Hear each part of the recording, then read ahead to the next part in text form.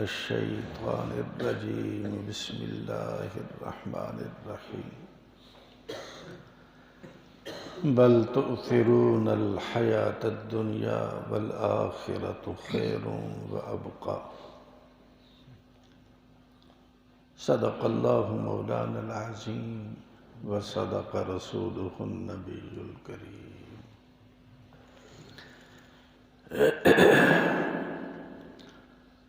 امت محمدیہ کی دو قسمیں ہیں، امت دعوت اور امت اجابت۔ امت دعوت ایسے افراد کو کہا جاتا ہے جن تک جناب رسول اللہ صلی اللہ علیہ وسلم کا پیغام پہنچا، دعوت پہنچی، لیکن انہوں نے دعوت کو قبول نہ کیا، کفر کی حالت میں مر رہے ہیں، مر چکے ہیں۔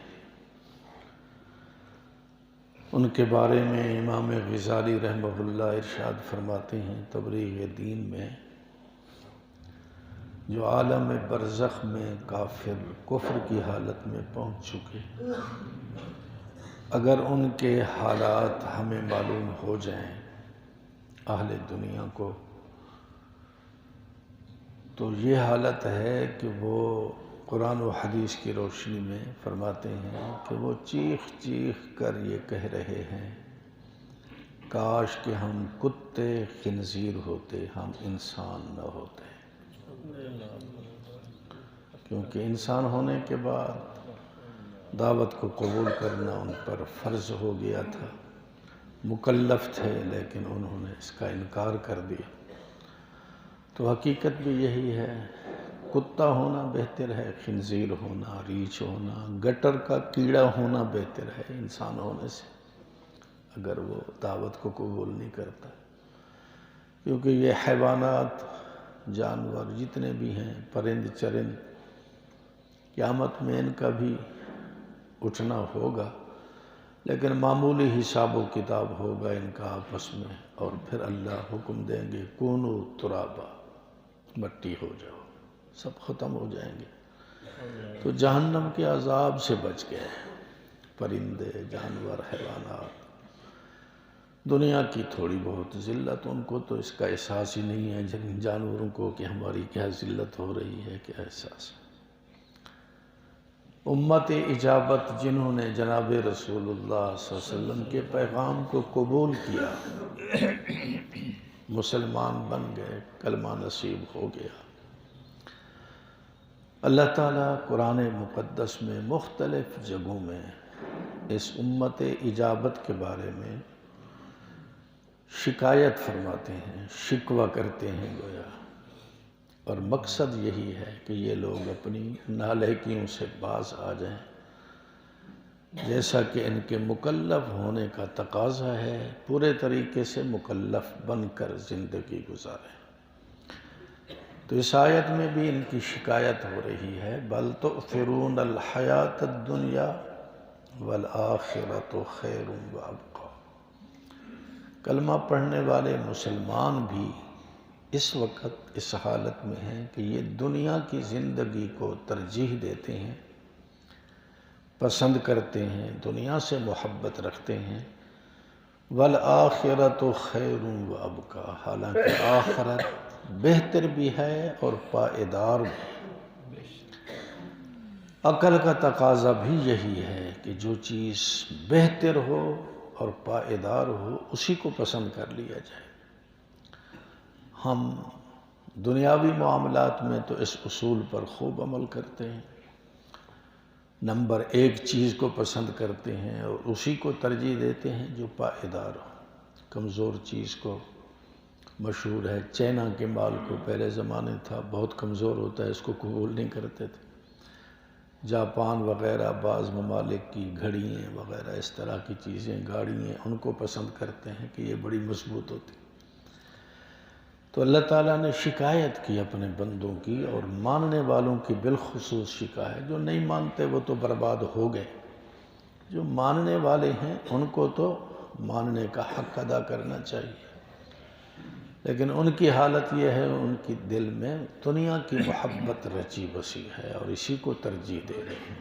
ان کے افکار، ان کی سوچیں، ان کے مشورے، ان کی محنت، رات دن کی کاوشیں صرف اسی نکتے پر ہیں کہ دنیا دنیا دنیا، اپنے لیے، اپنی اولاد کے لیے، اولاد کی اولاد کے لیے، سارا فکر اسی کے ارد گرد گھوم رہا ہے۔ حالانکہ دنیا کی حقیقت، دنیا کو پیدا کرنے والا خدا فرما رہا ہے وَمَا الْحَيَاةُ الدُّنْيَا إِلَّا مَتَاعُ الْغُرُورِ، یہ دھوکے کا سامان ہے، بہت دھوکہ کھا رہے ہیں۔ دنیا کی محبت انتہائی خطرناک چیز ہے۔ قرآن و حدیث کی روشنی سے پتہ چلتا ہے دنیا کمانا برا نہیں ہے، دنیا کو حاصل کرنا، دنیا کے اسباب اختیار کرنا، تجارت کرنا، زراعت کرنا، مزدوری کرنا، محنت کرنا، جو بھی اسباب اور وسائل ہیں دنیا کو حاصل کرنے کے، ان وسائل کو تو الٹا استعمال کرنے کا حکم ہے۔ دنیا کمانے کا بھی حکم، صرف حکم ہی نہیں بلکہ دنیا کے کمانے کو ضرورت کی وجہ سے اللہ نے فرض فرما دی۔ کیسے ہے حدیث؟ طلب الحلال فریضۃ بعد فریضہ، حلال روزی کو تلاش کرنا ایسے ہی فرض ہے جیسے نماز فرض ہے، روزہ فرض ہے، زکوٰۃ فرض ہے، حلال روزی کو کمانا یہ اسی طرح فرض ہے۔ یہاں تک علماء نے فرمایا ایک شخص ہے جس کو اللہ تعالیٰ نے صاحب ثروت بنا دیا، مال کثرت کے ساتھ اس کے پاس موجود ہے، بچے بھی اللہ تعالیٰ نے اس کو دے رکھے ہیں، لیکن ان کو کوئی پریشانی نہیں ہے، بچوں کا خرچہ بڑی آسانی کے ساتھ اس کے وسائل سے پورا ہو رہا ہے، بلکہ مال وافر مقدار میں موجود ہے، بینکوں میں بھی اس نے جمع کر رکھا۔ تو وہ صاحب صبح کی نماز کے لیے آتا ہے، نماز پڑھتا ہے، پھر اشراق تک بیٹھتا ہے، اشراق پڑھتا ہے، پھر تسبیحات میں لگا رہتا ہے۔ فرض کر لو 8 گھنٹے 6 گھنٹے وہ اللہ کے گھر میں بیٹھ کر ذکر میں، تلاوت میں، درود شریف میں مختلف شکلیں عبادت کی اختیار کرتا رہا، 6-7 گھنٹے مسجد میں گزار دیے۔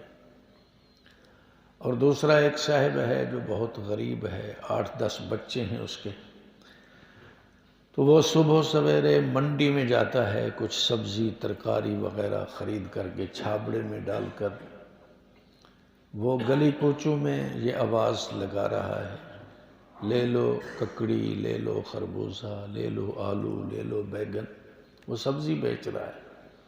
نماز کے وقت میں فریضہ ادا کرتا ہے، ظہر کی نماز آ گئی، عصر کی نماز، چھابڑا رکھ دیا، نماز ادا کی، پھر یہی آواز۔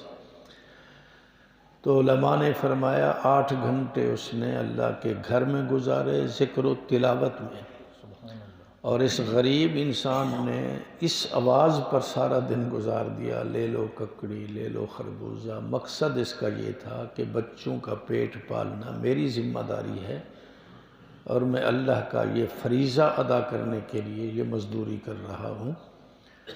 تو جو مسجد میں بیٹھا ہوا تسبیحات میں مصروف ہے، اس سے اس کو ثواب زیادہ ملے گا، اس مزدور انسان کو، کیونکہ یہ فریضہ ادا کر رہا ہے اور وہ مسجد میں بیٹھ کر مستحبات ادا کر رہا ہے، تو ظاہر ہے مستحب سے تو فریضے کا ثواب زیادہ ہے۔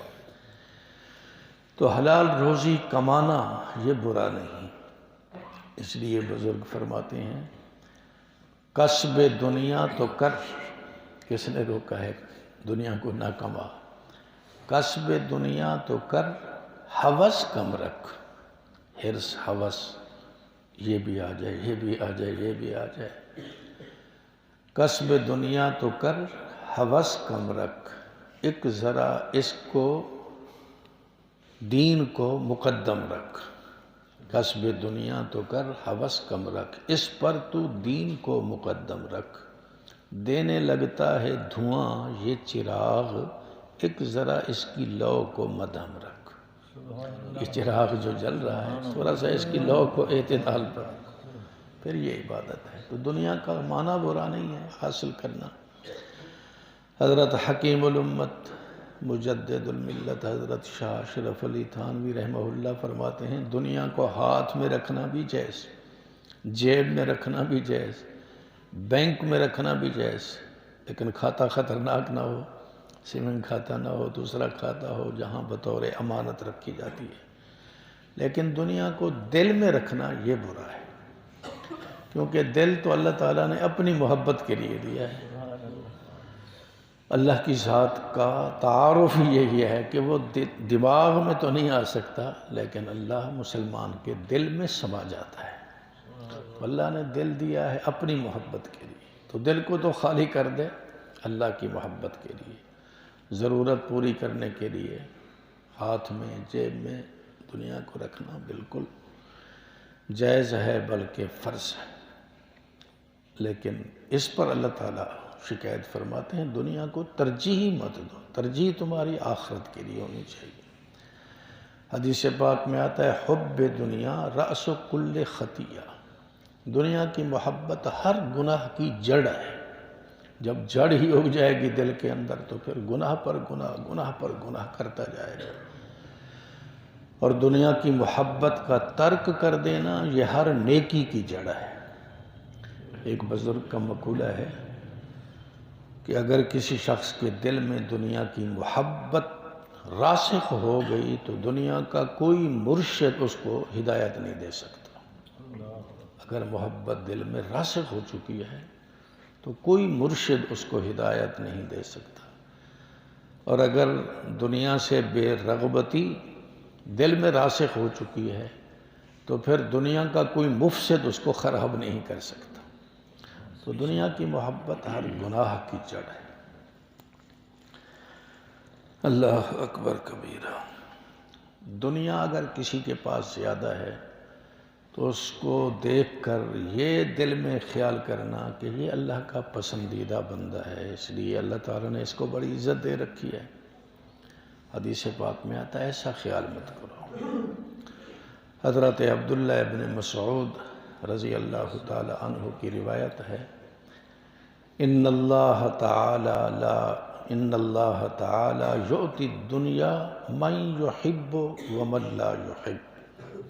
اللہ تعالیٰ دنیا تو اپنے پسندیدہ لوگوں کو بھی عطا کرتے ہیں اور اپنے دشمنوں کو بھی عطا کرتے ہیں۔ یہ اللہ کی عادت جاری ہے، بلکہ دشمنوں کو محبوبوں سے بھی زیادہ عطا کرتے ہیں۔ دنیا کے اندر انسان نظر رکھے، کافر دنیا میں عروج پر ہیں، بلکہ ایک حدیث پاک میں آتا ہے اللہ فرماتے ہیں، حدیث قدسی ہے، اگر یہ خوف نہ ہوتا، یہ بھی حکمت کا فیصلہ ہے، اللہ کو یہ پسند نہیں تھا اس لیے فرما دیا، اگر یہ خوف نہ ہوتا کہ ساری کی ساری دنیا کافر ہو جائے گی تو میں کافروں کے گھروں کی چھتیں بھی چاندی کی بنا دیتا، اتنا ان کو وافر مقدار میں دنیا عطا کرتا۔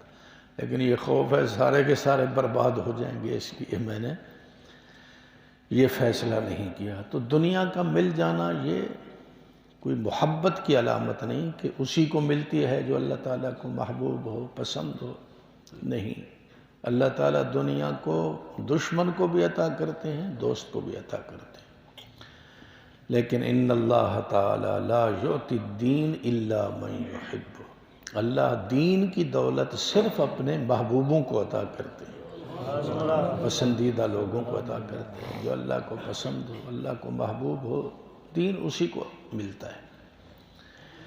ایک حدیث پاک میں فرمایا گیا اذا رأیت، جب آپ یہ دیکھیں کہ اللہ تعالیٰ کسی شخص کو باوجود نافرمانیوں کے، بغاوتوں کے دنیا اور زیادہ بڑھا رہا ہے، اذا رأیت اللہ عز وجل یعطی العبد بمعصیتہ من الدنیا ما یحب، باوجود کہ وہ باغی ہے، سرکش ہے، بے حیا ہے، نافرمان ہے، منکر ہے اللہ کا، لیکن پھر بھی اللہ تعالیٰ اس کو دنیا زیادہ سے زیادہ دیتا جا رہا ہے، تو خیال کرنا، یہ نہ سمجھنا کہ شاید یہ اللہ کا محبوب ہے، ہمیں بھی اللہ اسی کی فہرست میں شامل کر دیں۔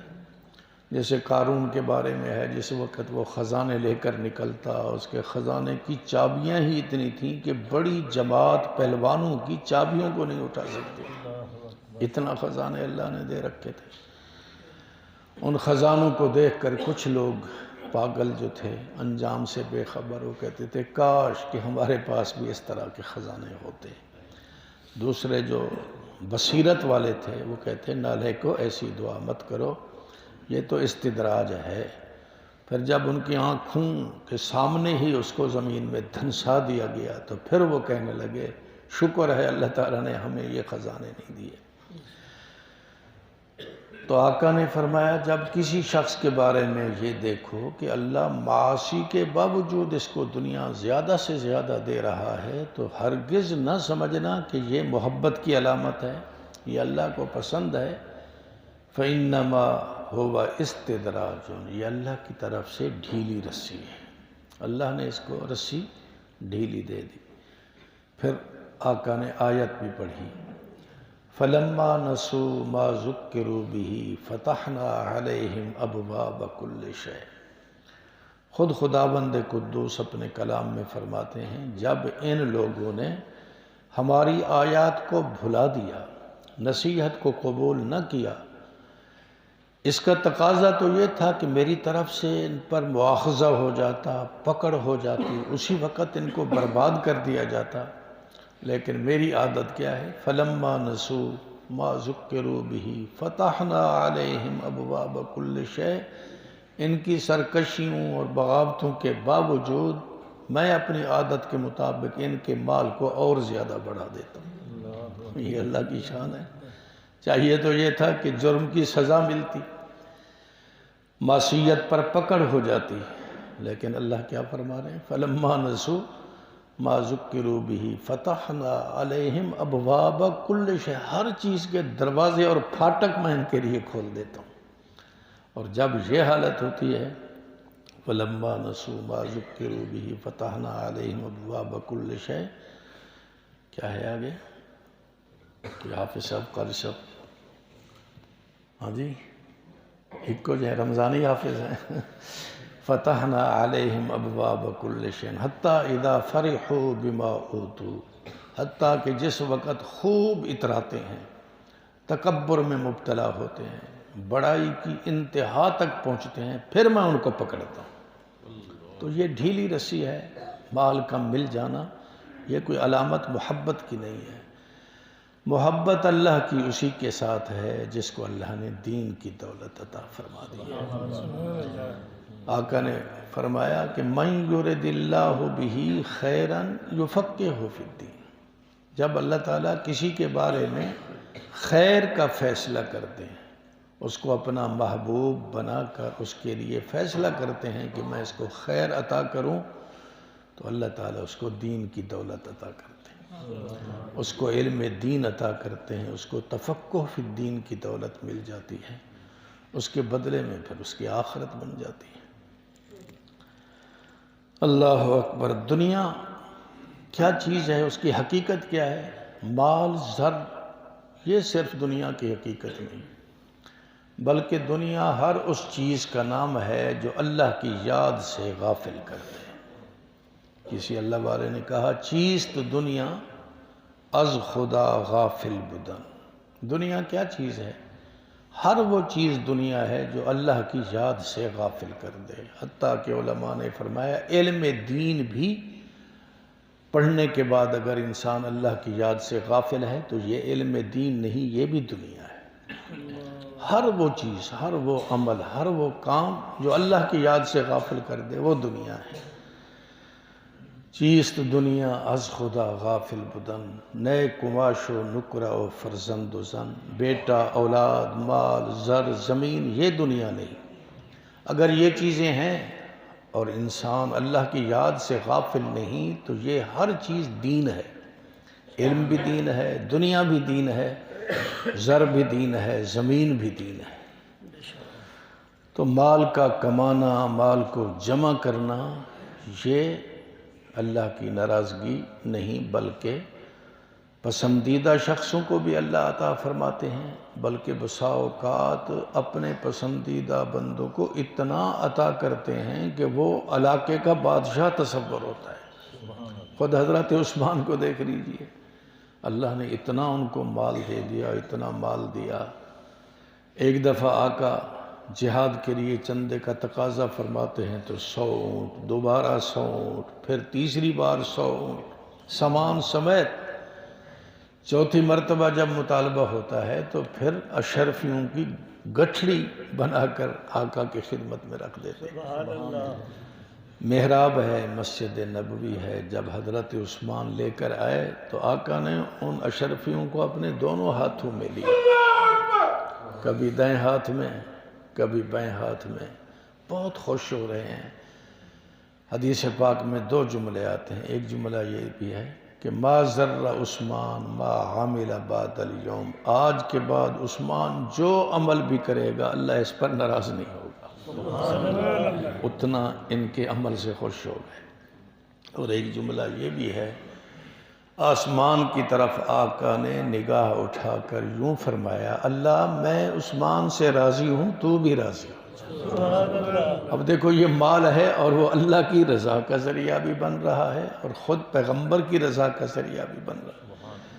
تو مال کی کثرت یہ کوئی اس بات کی علامت نہیں کہ شاید اللہ اس کو ڈھیلی رسی دے رہا ہے، ہاں جو مان کر چل رہا ہے اور مال پھر بھی مل رہا ہے یہ بھی محبوب ہے۔ اکابرین میں ایک بزرگ گزرے ہیں، خواجہ عبید اللہ احرار رحمۃ اللہ علیہ، بڑے ٹھاٹھ باٹھ کے اللہ کے ولی تھے، پورے علاقوں پر ان کا قبضہ تھا، کئی مربع زمین، کئی 100 جانور، کئی 100 گھوڑے، گائے، بکریاں۔ اس زمانے کے ایک بڑے خطیب تھے، بڑے مقرر اور واعظ، ملا جامی رحمۃ اللہ علیہ۔ وہ پہلے تو ہماری طرح ظاہری علم پر اکتفا کرتے رہے کہ یہ ہماری کامیابی کا ذریعہ ہے، لیکن بعد میں ان کو احساس ہوا کہ علم ظاہری سے تو کامیابی نہیں مل سکتی۔ اللہ والوں نے بھی کہا ہے، علم رسمی سر بسر کیل است و قال، رسمی علم، الفاظ کا علم یہ تو کیل و قال ہے، اس پر تو اللہ کی محبت بھی حاصل نہیں ہو سکتی اور اچھے ثمرات بھی مرتب نہیں ہو سکتے۔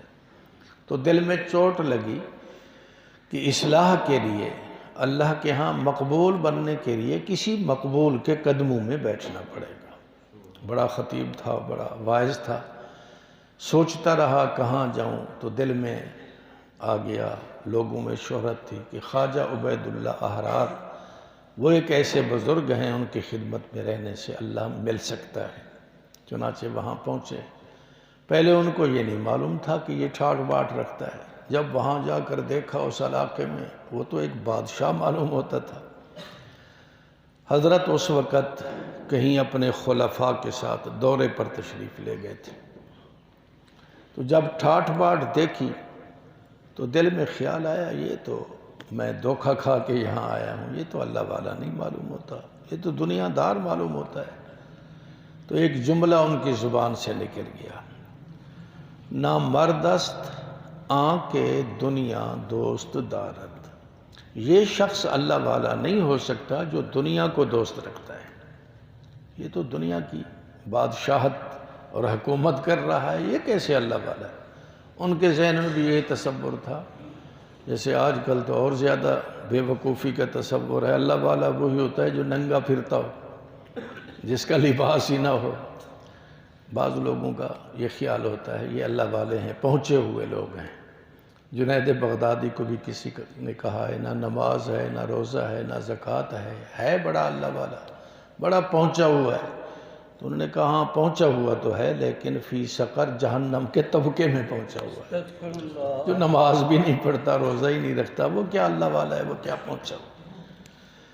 تو ملا جامی نے یہ کہہ دیا، نہ مردست آن کے دنیا دوست دارت، یہ شخص مرد نہیں ہے جو دنیا کو دوست رکھتا ہے، میں غلط دھوکہ کھا کے یہاں پہنچا، مجھے واپس جانا چاہیے۔ لیکن بعد میں خیال آیا چلو دیکھ تو لوں، زیارت تو کر لوں، خالی جانا تو اچھا نہیں ہے۔ تو مسجد میں جا کر سو گئے۔ جو ہی نیند آئی تو خواب دیکھا بڑا عجیب کہ میں مجرم بن کر فرشتوں کے قبضے میں آ چکا ہوں. اپنے بارے میں خواب دیکھا، مجھے زنجیروں میں جکڑ کر لے جا رہے ہیں فرشتے گھسیٹتے ہوئے اللہ کی دربار میں. اتنے میں وہ خواجہ صاحب سامنے آ گئے. تو خواجہ صاحب نے کہا بھی یہ تو ہمارا معزز مہمان ہے، میرے مہمان کو میرے گھر پر کیوں تکلیف دے رہے ہیں؟ تو فرشتوں نے کہا اس کے ذمے حقوق العباد ہیں، ہم نے وہ وصول کرنے ہیں، اس کو ہم لے کر جا رہے ہیں. تو خواجہ صاحب نے فرمایا بھی ہماری جائیداد کس لیے پڑی ہے، میری جائیداد سے اس کے سارے حقوق ادا کر دو، میرے مہمان کو چھوڑ دو. یہ خواب دیکھا بیدار ہو گئے. اب دل میں یقین آ گیا کہ اس طرح کا خواب جب اللہ نے مجھے دکھایا معلوم ہوتا ہے یہ اللہ کے مقبولین میں شامل ہے. چلو اب تو میں ضرور ہی زیارت کر کے جاؤں. شام کے وقت حضرت نے واپس آنا تھا. جب واپس آئے تو یہاں کی جو مقامی آبادی تھی، جو خلفاء یہاں رہتے تھے، انہوں نے باہر جا کر استقبال کیا حضرت کا. تو یہ ملا جامی بھی ان کے ساتھ شریک ہو گیا. پورے مجمع کے اندر یہ بھی شریک ہے استقبالیہ مجمع میں. خواجہ صاحب کی جب سواری بالکل قریب آئی مجمع کے تو انہوں نے وہیں گھوڑے پر بیٹھے بیٹھے آواز دی، ملا جامی صاحب ہمارے بارے جو آپ نے مصرع کہا تھا ذرا ہمیں براہ راست بھی سنا دو. بس پھر تو ان کی حالت خیر ہو گئی. یہ اتنا پہنچا ہوا ہے کہ میری آواز ان کے کانوں تک میرے اللہ نے پہنچا دی. یہ نظام چلتا تو ہے قدرت خداوندی سے. بعض لوگوں کو ایسے واقعات کے سننے کہنے سے شبہ ہوتا ہے یہ علم غیب ہے، اولیاء کو حاصل ہوتا ہے. ایسی بات نہیں.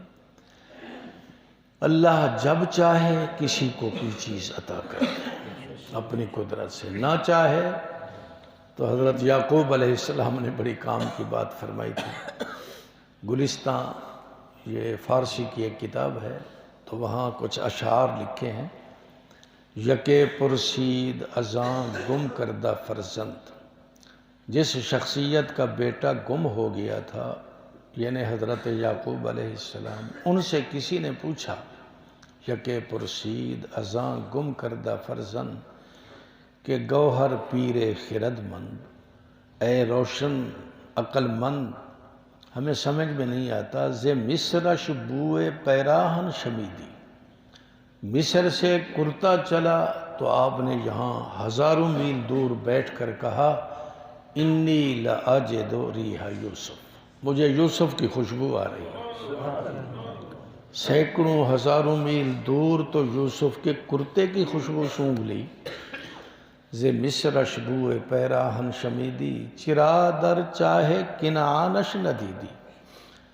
3 میل کے فاصلے پر کنواں کنعان کا موجود ہے، اس میں خود یوسف بیٹھا ہے اور آپ کو پتہ ہی نہیں چلا. یہ کیا وجہ؟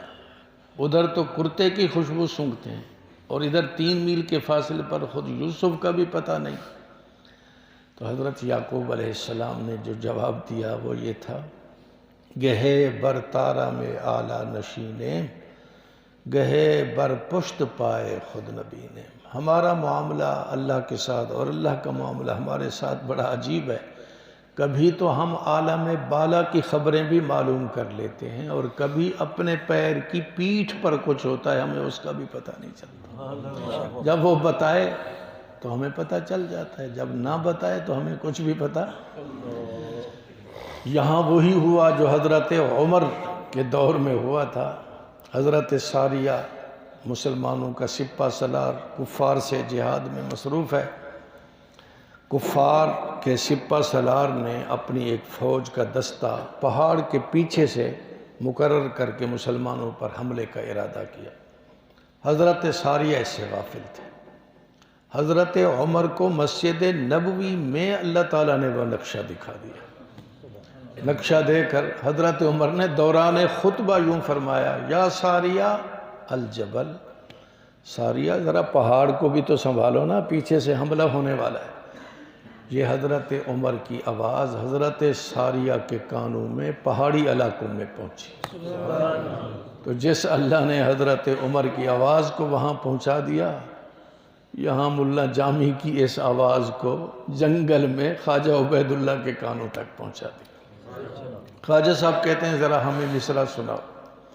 اب تو معافی مانگتے ہیں، عرض کرتے ہیں معافی، غلطی ہو گئی، میں سمجھ نہ سکا آپ کی حقیقت کو۔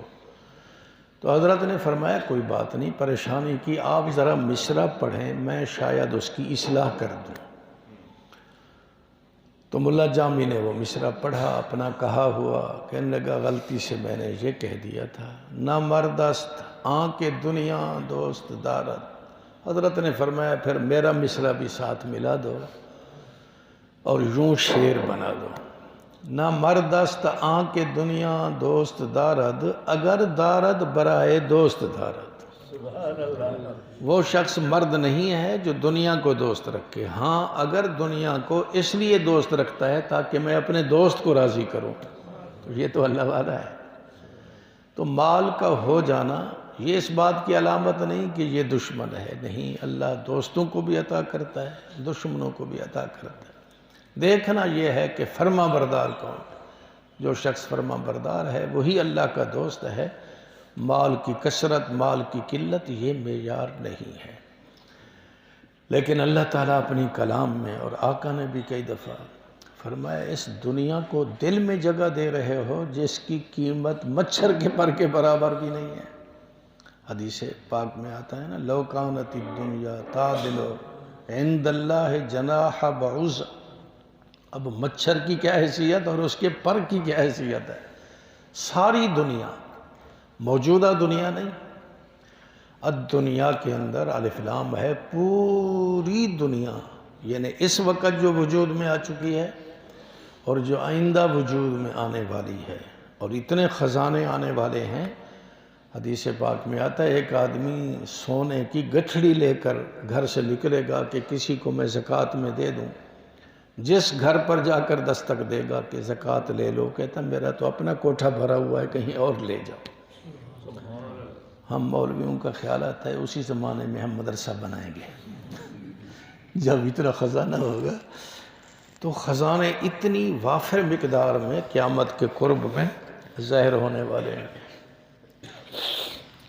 تو آقا فرماتے ہیں اگر ساری دنیا ان خزانوں سمیت اللہ کے نزدیک مچھر کے پر کے برابر بھی ہوتی تو کافر کو ایک گھونٹ بھی اللہ عطا نہ کرتا۔ اتنی بے قیمت چیز۔ اس سے زیادہ ایک اور حدیث میں اس کی بے قیمتی کو ذکر کیا گیا۔ صحابہ ساتھ چل رہے ہیں، کوڑا کرکٹ کے قریب سے گزرے تو بکری کا مردار بچہ بدبودار پھولا ہوا پڑا تھا۔ صحابہ کو قریب کیا، فرمایا ایکم یحب ان ھذا لہ بدرہم۔ میرے صحابہ تم میں سے کون شخص ہے جو اس بکری کے مردار بدبودار بچے کو 1 درہم کے بدلے مجھ سے خرید کر لے؟ صحابہ حیران ہو گئے، عرض کرنے لگے ما نحب ان ھذا لنا بشیء، ہم تو اس مردار کو مفت میں لینے کے لیے تیار نہیں، درہم دے کر کون اس کو لے گا؟ تو پھر آقا نے فرمایا واللہ ھذا، میں قسم اٹھا کر کہتا ہوں اس ذات کی جس کے قبضہ قدرت میں میری جان ہے، جیسے تمہارے ذہن میں بکری کا یہ مردار بچہ انتہائی گھٹیا اور ذلیل ہے، ساری دنیا اللہ کے ہاں اس سے بھی زیادہ ذلیل ہے۔ اب اس ذلیل کو ہم کوٹھے بھر رہے ہیں اور خوش ہو جائیں کہ ہم سے اللہ راضی ہے، تو یہ حماقت ہے۔ اصل تو دیکھنا یہ ہے کہ دین کس طرح ہمارے اندر موجود ہے۔ اللہ تعالیٰ دین کو پسند کرتے ہیں۔ ہاں دنیا اگر اللہ دے دے تو اس کا حق ادا کرے، صحیح وسائل سے حاصل کرے اور صحیح مصارف میں استعمال کرے۔ ایک حدیث پاک میں ہے اللہ تعالیٰ اگر کسی کو علم بھی عطا کریں اور اس کو دنیا بھی عطا کریں، کثرت کے ساتھ مال ہو، اپنے علم کے مطابق صحیح وسائل سے دنیا حاصل کرے اور صحیح مصرف میں استعمال کرے، اللہ اور اللہ کے رسول کے بتلائے ہوئے مصرف پر۔ ایک یہ شخص ہے۔ دوسرا وہ شخص ہے جس کے پاس علم تو ہے لیکن بیچارہ کنگال ہے، کچھ بھی نہیں ہے، مال نہیں، علم ہے لیکن وہ اس دوسرے صاحب کو دیکھ کر یہ کہتا ہے کاش کہ میرے پاس بھی مال ہوتا تو میں بھی اس طرح خرچ کرتا جیسے یہ صاحب خرچ کر رہا ہے۔ تو آقا نے فرمایا ہما فی الاجر سوا، ان دونوں کو اللہ تعالیٰ برابر کا اجر عطا فرمائے، مال والے کو بھی اور جس کے پاس مال تو نہیں ہے، علم ہے لیکن اس نے نیت یہ کی ہے میرے پاس ہوتا تو میں بھی ایسے۔ دوسرے دو شخصوں کا آقا نے ذکر کیا، جہالت ہے اور مال بہت زیادہ ہے، اس جہالت کی بنیاد پر غلط طریقے سے مال اکٹھا کر رہا ہے، سود، کاروبار وغیرہ، لعنت کا مال اکٹھا کر رہا ہے اور غلط مصارف میں، شراب میں، زنا میں، غلط کاموں میں صرف کر رہا ہے۔ اور چوتھا وہ شخص ہے جس کے پاس کچھ بھی نہیں لیکن جہالت ہے، جہالت کے باوجود وہ کہتا ہے میرے پاس مال ہوتا تو میں بھی اس بدماش کی طرح خوب بدماشیاں کرتا۔ ہما فی الوزر سوا، دونوں گناہ میں برابر کے شریک ہیں۔ تو اگر مال ملے اور صحیح وسائل سے ملے اور صحیح مصرف میں استعمال ہو، یہ اللہ کے مقبولین کی علامت ہے۔ تو اللہ تعالیٰ ہماری یہ شکایت کرتے ہیں اور بجا شکایت فرما رہے ہیں جتنا ہمارے دل میں مال کی محبت ہے، محبت تو اللہ ہی کی ہونی چاہیے۔ اور کیسے حاصل ہوگی؟ وہ شیخ فرید الدین عطار سبق پڑھا کر گئے ہیں، وہ فرماتے ہیں گر ہوائے این سفر داری دلا، اگر تم اس سفر کو اختیار کرنا چاہو کہ ہمارے دل میں اللہ کی محبت پیدا ہو جائے تو کیا طریقہ ہے؟ یہ وہ شخص ہے جس کی عطر کی دکان تھی، بڑا مشہور واقعہ ہے، ایک فقیر آ گیا، اس نے شیشیوں کو دیکھنا شروع کر دیا، یہ کہتا ہے خریدار ہو یا ایسے تماشا بنا کر کھڑے ہو؟ اس نے کہا میں یہ دیکھ رہا ہوں اتنی قیمتی شیشیاں اور عطر اور خوشبو، آپ کی روح ان میں پھنسی ہوئی ہے، نکلے گی کیسے؟ تو فرید الدین تو چونکہ آزاد تھے، تاجر تھے، فی الحال اللہ کی محبت سے ان کا دل خالی تھا، اس نے کہا جیسے تیری نکلے گی ہماری بھی نکل جائے گی۔ وہ اللہ کا بھیجا ہوا شاید کوئی غیبانہ آدمی تھا، فرشتہ تھا، یا وہ باہر آیا، چبوترے پر سویا، چادر تان لی، کلمہ شہادت پڑھا، جا کر دیکھا تو ان کی روح پرواز کر چکی تھی۔ ان کے دل پر چوٹ پڑی، سارا مال ورثاء میں دے دیا اور خود نکل گیا اللہ کے راستے میں۔ جو اس وقت اللہ کے مقبولین بندے تھے ان کے ساتھ ہو کر اعلیٰ ولایت کا مقام حاصل کیا، اب وہ تعلیم یہ دیتا ہے گر ہوائے این سفر داری دلا، دامن راہبر بگیرو پس پیا۔ اگر اس راستے میں کامیابی چاہتے ہو تو کسی مرشد کا ہاتھ پکڑ لو اور اس کے ساتھ چلنا شروع کر دو، یہ نہیں ہاتھ پکڑ کر الٹا اس کو کھینچو، آؤ پیچھے آؤ، ہاتھ بھی پکڑو اور اس کے ساتھ چلو بھی۔ انسان کی مثال اندھے کی ہے، جیسے اندھا آدمی کسی منزل پر پہنچنا چاہے قطعاً نہیں پہنچ سکتا جب تک کوئی راہبر نہ ہو، ورنہ کھمبے سے ٹکرائے گا، گڑھے میں گرے گا۔ تو آدمی اپنے کو اندھا سمجھ کر کسی راہبر کو پکڑ لے اور پھر اس کے بتلائے ہوئے طریقے سے جو شریعت کا طریقہ وہ بتلائے گا، ظاہر ہے اپنی بات تو وہ تھوڑی کرے گا، وہ تو اللہ اور اللہ کے رسول کی بات کرے گا۔ گر ہوائے این سفرداری دلا، دامن راہبر بگیرو پس بیا، بے رفیع کے ہر کے شد در راہ عشق، بغیر ساتھی اور مرشد کے اگر عشق کے راستے میں چلے گا ساری زندگی دھکے کھائے گا، کبھی راستہ نہیں ملے گا۔ اگر اس طریق پر انسان عمل کر لے تو پھر دل انشاءاللہ اللہ کی محبت کی تختی بن جائے گا۔ پیسہ پھر جیب میں رکھنا بھی جائز ہے، بینک میں رکھنا بھی جائز ہے، تجارت میں ترقی کرنا بھی جائز ہے، بس وسائل بھی پاکیزہ ہوں اور مصارف بھی پاکیزہ ہوں، پھر خطرے کی کوئی بات نہیں۔ اللہ تعالی ہم سب کو اس شکایت کے ازالے کی توفیق عطا فرمائے۔ اللہم لا نحصی ثناء